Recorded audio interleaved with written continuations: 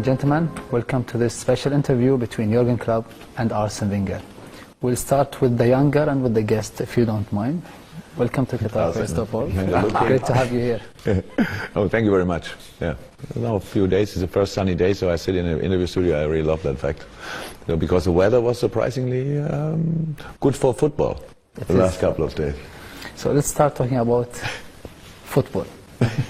His career is very similar to yours in Arsenal. Everyone knows that there is a massive pressure on managers working in Premier League, Champions League, a lot of games. How can you see his first few years in the Premier League and in English football? I think he has done very well, of course, because he got everybody on board. I think a good manager is somebody who has a clear idea of what he wants after he has the capacity to get it from his players, you know. And I thought as well he bought the right players for his style of play. That is as well an important target.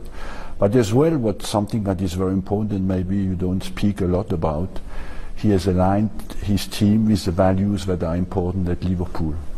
That means big solidarity in the team, a good fighting spirit, and a very efficient game. You know, that to be very efficient in what you do and have a consistency in the results, and that is something that in Liverpool is a real football city, and I think the team is aligned with the values that are very important in the city. So speaking about efficiency, some people say the opposite, that you know how to utilize the players, but it's not easy to play under you as a manager because you need a lot of run, you need to be physically fit for every game to play for Liverpool under Jurgen Klopp. Yes, but it's not a problem. They are all healthy, young, good footballers, so not using your full potential I would see as waste of talent, waste of time actually, but it's not that intense. If you look at the stats, it looks maybe more intense than it is in the end. They are a team that run much more than us. We have high speed, we are pretty often sprinting around if you want. Yes, we try to be dominant in both periods of the game. When we have the ball, we had to improve that in the last couple of years. When the other team has the ball, we were the idea is clear. We want to be uncomfortable, all that stuff. Just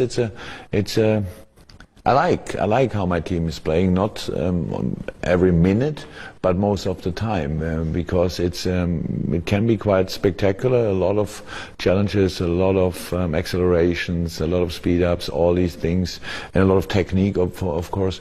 And the way the boys improved in the last 3-4 years is impressive, to be honest, because we always adapted to the different situation in the league. We had to become just better, what you usually do with organizing or a better organization, and then we had to, when we were better, we had to use our dominance in a better way, which then we had to work on possession, which we did. I think we made big steps in that, and the boys adapted to the different level and brought, of course, really good players in. That was very important.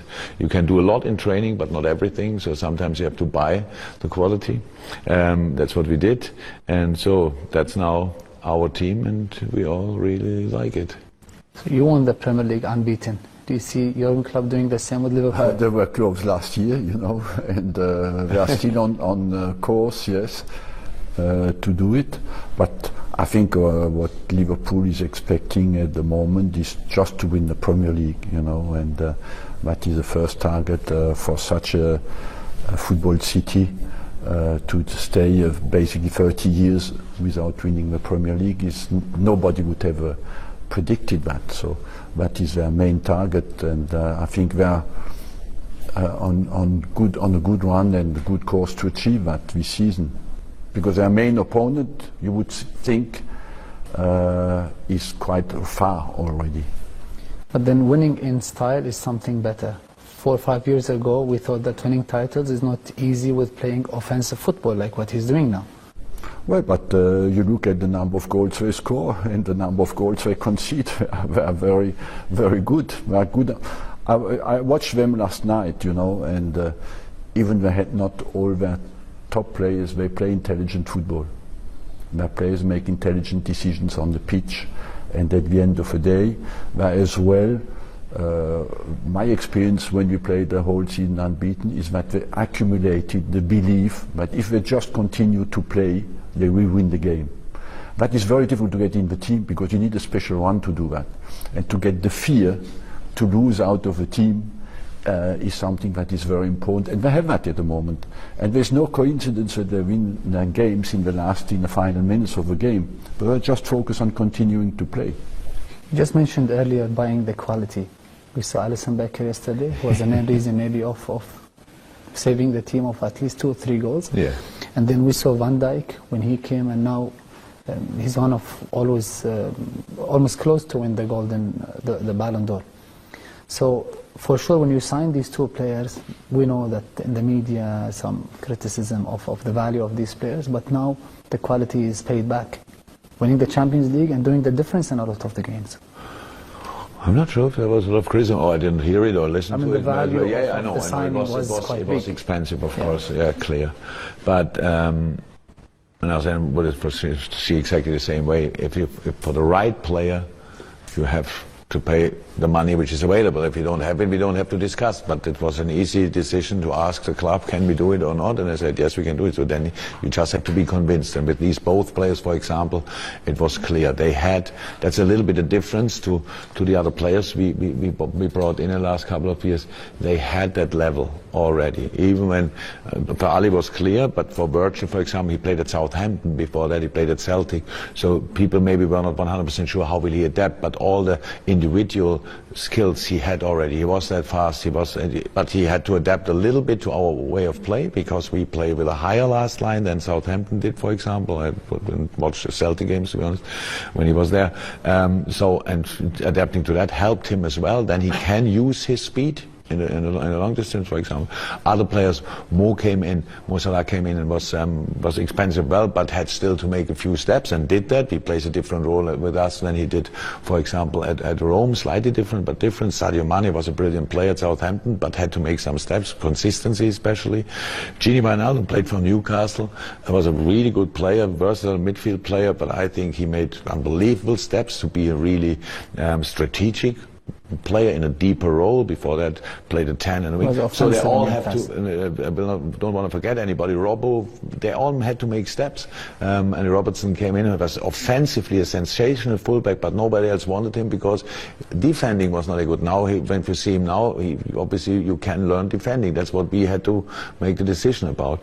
So these were all these things. Bring Joel Matip in on a free transfer. Nobody wanted him really. We saw him. I know him for long. So that were really good decisions we made, and that's what you need to make the next step in football, because all the other teams don't sleep. Man City brings in constantly players. Leicester now really is a really good team and made really smart decisions on the transfer market on top of what they already had. And these are all the teams. That's all the teams we face, and we have to. In Arsenal, for example, you see in a moment offensively really still a really good side, but the defensive organization doesn't work out yet. In a moment when they can sort that, they do the next step. So that's the league we are playing in, and that's the teams we are facing. So we have to do better. But it's not that we wanted it just for fun.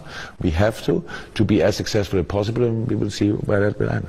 So mentioning Arsenal, we know that Arsene Wenger had almost a full authority in the club for almost 20 plus years, 22 years. And we know that he has a fantastic business background, so he almost created this business model of the club. Do you have the same authority? Do you have the same role of managing the whole business model of the club, or just football? No, it's not just football, but it's. No, we never spoke really about it. I don't know exactly how Arsene's day was. But it started pretty early and ended pretty late. He's this kind of guy who is involved probably in everything. I'm educated in Germany, where the job is different. Obviously, I had this job, I would say, at Mainz. Came then to Dortmund, and there we had a sporting director, a proper involved CEO with Aki Watzke, stuff like this. So it was 3 people who decided pretty much everything. And then coming to Liverpool, Mike Gordon, Michael Edwards and me, so we again like 3 people in the football business. But I work long and I like it, but my main focus is of course the football and around the things. I'm involved in everything, but not don't make always the final decision. So, but it's a different job in England to Germany. That's true. But I'm for sure I'm influenced from the German way. That's how it is. I was there for 15, 16 years. That's normal. What is the best business model? Well, I believe that the job has changed as well in England. Today you have very few managers who make the transfer negotiations. Why? Because in his position now, just you have a team around the team. You have to manage two teams basically now, because the number of scientists, the number of people around the team has increased a lot, and so the media work has become much bigger than when I arrived in England. So in the end, I thought I had not enough time during the day to do my job, and I had less time dedicated to football than I would love to, you know, and I felt all the other things were too big to continue to have my full focus on what is really important on the pitch, because at the end of the day that is the most important, and that's what we like the most. What makes him a special manager? Sorry? What makes him a special manager? I'm still here. But just what I told you at the start when he started this interview, he has a clear idea of what he wants to do, and he can get from people what he wants them to do. He has a kind of charisma, and this is a bit like you give the same receipt to 10 different people, you have 10 different meals. You give the same training to 10 different people, you have 10 different training sessions. So everybody has his way, and why are some get what they want and some less, it's a mystery. Still, we don't really know today. But he has been successful in Germany, he has been successful now in England, so that means he must have some qualities. We see you enjoying having fun, smiling all the time. All the time, maybe. With a massive club like Liverpool, with the pressure Liverpool usually have every year, how can you balance? I knew about the pressure before I signed the contract, to be honest, the first one, and I accepted it in that moment, and so since then I didn't think about it anymore. That's the truth. So the easy decision for me was I made years ago. That was I give my 100%. I cannot give more. If that's not enough, I cannot change that. So why should I now put pressure from outside on my shoulders? I have no time and no energy for that, actually. So the facts are there. Yes, Liverpool was not champion for 30 years. That's long, but with 27 of these years, I have absolutely nothing to do with it. It was just it's other people, sensational, good people, tried to do it and didn't make it. So that we have just to start new for us. That's what we did. In the first year, we didn't try to become champion. We just tried to improve. In the second year, we had no chance to think about being champion. We just had to improve and qualify for Champions League. The last year and this year is pretty much the first year where we are in contention for that. So is there now pressure? No. How that would be silly if there would be pressure on us. Maybe people want to put pressure on other people, feel pressure, but we don't, because this generation of players tries it if you want a second time, and it's an okay number. Trying it 2 times and maybe that it works out a second time or not, and then the third time we will try again. It's not that with the 27 of the 30 years. Yes, this club, this wonderful club, it's part of the history, but as much as we have nothing to do with the 40 years before where they were dominant like crazy, that was not our time as well. So we use the good things, the power of this club, which is incredible. It's wherever we go, our supporters are already there, and when we are at home, it's just really special. European nights are special. I cannot explain it why, but it's unbelievable. And using all these things, using the financial power we have not the most money in the league, but we have enough to make smart decisions. That's what we try. So that's the situation. We really don't think about the pressure. We just see this club and the constellation we are in as an opportunity. That's why I signed for another few years, because one side I want to be part of this development still. And if there are difficult moments in the future, I want to be there to help sorting them. Because if then a new one is there, and if maybe you have to change a few things in the team, and the new manager sits there and explains to people, and they say, no, Klopp would have done it differently, that makes no sense. So the club became really important to me really quickly, and so that's why I feel responsible, and that's why we try to make really the best, the most success of it now, and then we will see what we can make that the future is bright as well. So you moved Arsenal, you were part of this project, moving from Highbury to Emirates. Yes. Highbury was fantastic, classic, nice atmosphere, stadium. But Anfield is always special stadium. It's the best stadium in England. It's simple because of the people are so close to a pitch. People really love football in every family. You know, they are really football connoisseurs, because we speak now about the period where Liverpool wins. I've been in positions where we were leading 5-1 with 5 minutes to go, and they were chanting, "You'll never walk alone." You know, it's one of the few cities, maybe the only city in the world where you find that. So I moved from Highbury. It was a bit similar to Anfield, even not the same noise there, but there was a soul in the stadium. And we built a new stadium, but it never found. We left our soul at Highbury because we could never recreate exactly, for security reasons. Because the distance from the pitch to the stand had to be bigger, because you need ambulances to come in. The inclination of the stands had to be smaller, you know. All that kind of things that make, we didn't find exactly the same atmosphere. So you were able to build a fantastic relation and love with the people of Liverpool City and for sure Liverpool fans so quickly. How it happened? I have no idea. You cannot really do that on purpose, what I didn't do. We have in our job, we have no contact with the people, to be 100% honest. My day is, in the morning I drive to the training ground, there I am, and I drive home. So if you don't go to a game, the next day is exactly the same. And there's one day in the week or 2 or 3 days in the week where I drive to a stadium. That's my life, that I connect with Liverpool people. I have a few neighbors, obviously, or people in the village where I live. Maybe it's a town, but that's all. It's just the way I see football fits really well to the way the Liverpool fans want to see football. That's right. It's a lot about passion. I cannot change my personality. I hopefully developed in the past, hopefully, but I'm very passionate about football. That caused me a few problems in my life, but it gave me brought a couple of my teams on a different energy level as well. So that's it, and that fits really well with the Anfield and Liverpool atmosphere. So that's, of course, I felt, again, I was surprised about that, but I felt really quickly responsible and committed, all that stuff. Again, when I arrived at Liverpool, Liverpool is a different club, a difficult club for managers. Nobody reached really what the people wanted, so you cannot make long-term plans at Liverpool.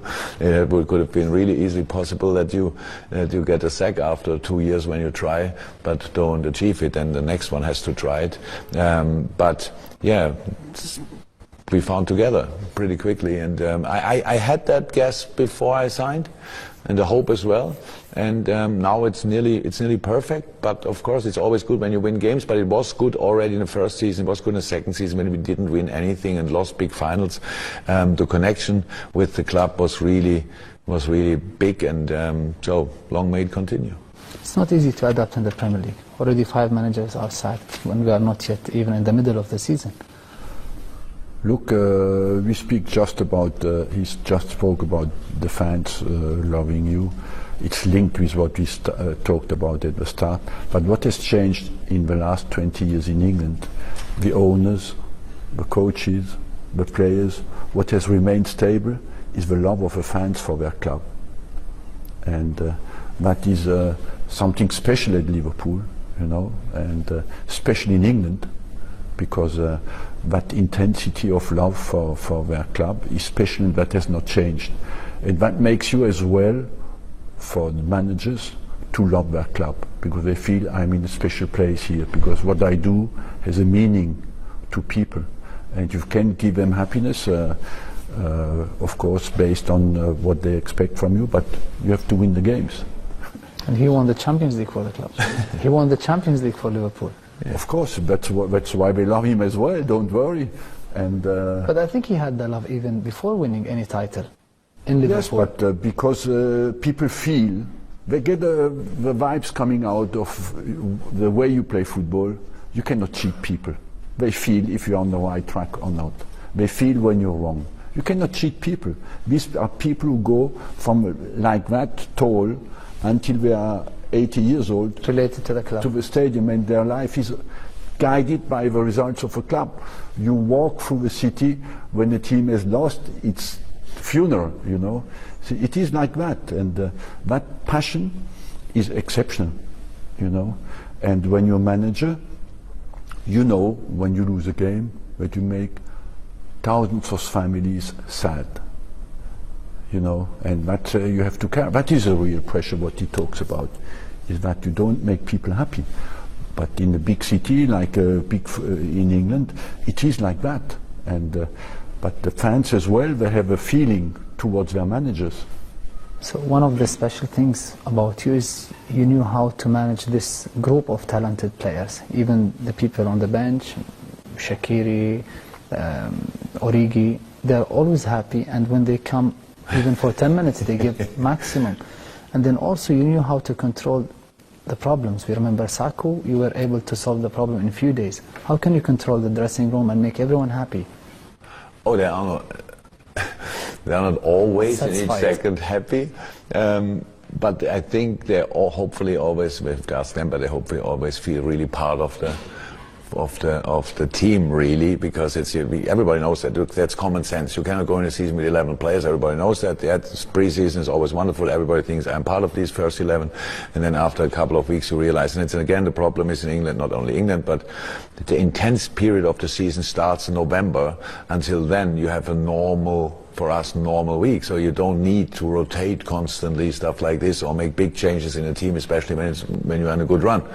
It was all the seasons the same. Then the first 1 or 2, 3 players, it's not that we don't talk and they don't come and ask me why I'm not in the team. We have these conversations, of course, but you keep it away from media always. Of course, yeah. You look, some rules we have. If you have to be.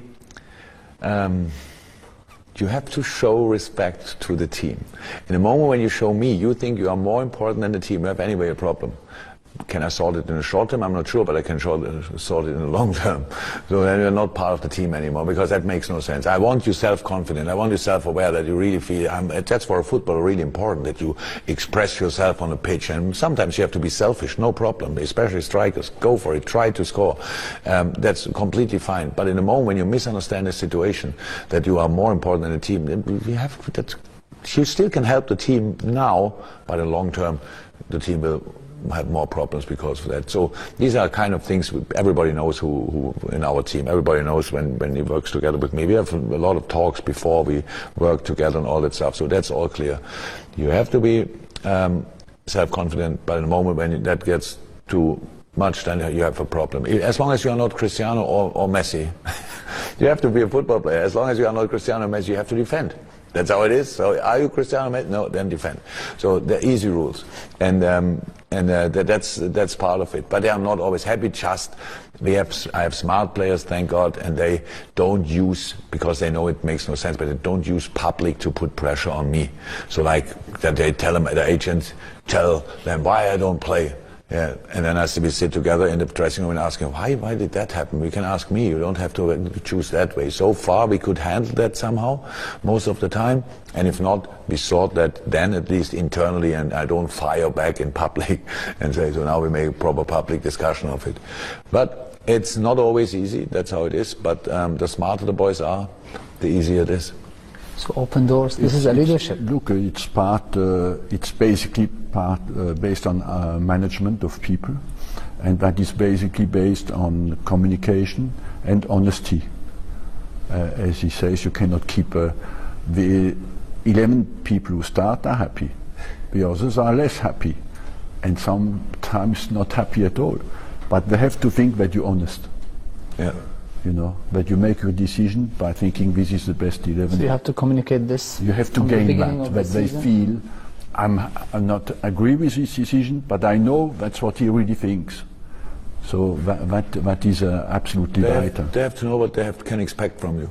So that's important. If you tell something, you have to do it. If you say somebody, look, you don't play today, but you play next week, whatever, for whatever reason, he has to play. If he doesn't, don't play. If he's not playing, then you have a problem. Because that not only with the player, then all the others.